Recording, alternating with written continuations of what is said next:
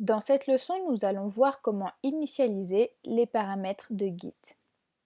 Si c'est la première fois que vous travaillez avec Git, il y a une chose que vous devez faire avant de commencer à travailler. Vous pouvez définir le nom et le mail de l'utilisateur dans le fichier des paramètres. C'est important parce que quand vous voudrez regarder l'historique de votre projet, vous saurez qui a modifié quoi.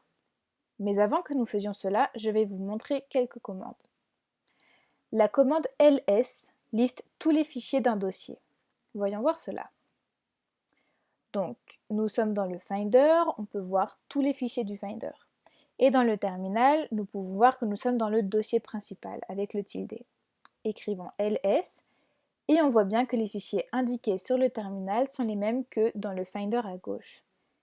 Mais il ne s'agit que des fichiers normaux. Il existe un autre type de fichier en réalité qui s'appelle les fichiers cachés. Les fichiers cachés sont des fichiers dont le nom commence par un point. Pour les voir, il faut taper commande, maj ou shift et point. Et pour les voir sur le terminal, il faut taper la commande ls-a. Donc dans le Finder, tapons commande, maj, point, et là on peut voir tous les fichiers qui ont été grisés et qui commencent par un point.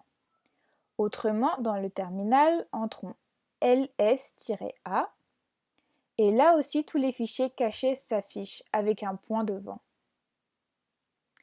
Donc, nous venons de voir comment afficher les fichiers normaux et les fichiers cachés. Mais il y a un fichier en particulier qui nous intéresse. Là, nous pouvons voir qu'il y a un fichier qui s'appelle .gitconfig en gris.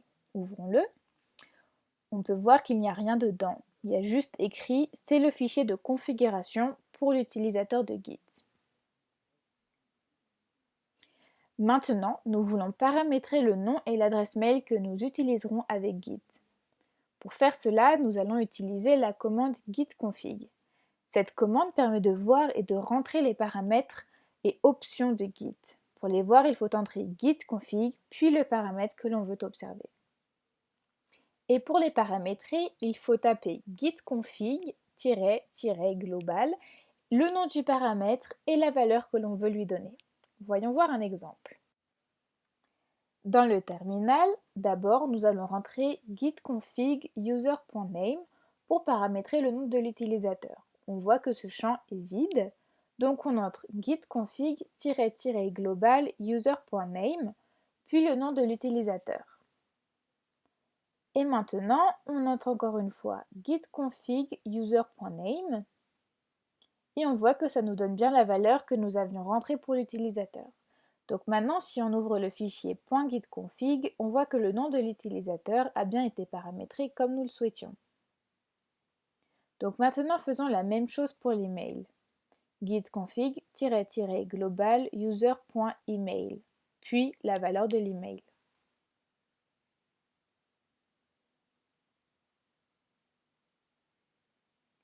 Et si on ouvre le fichier .gitconfig encore une fois, on voit que le mail a aussi été paramétré comme nous le souhaitions.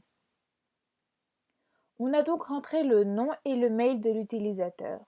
On peut savoir maintenant, lorsque l'on utilise Git, qui a fait quelle modification. Dans cette leçon, nous avons vu comment paramétrer le nom et le mail que l'on veut utiliser avec Git.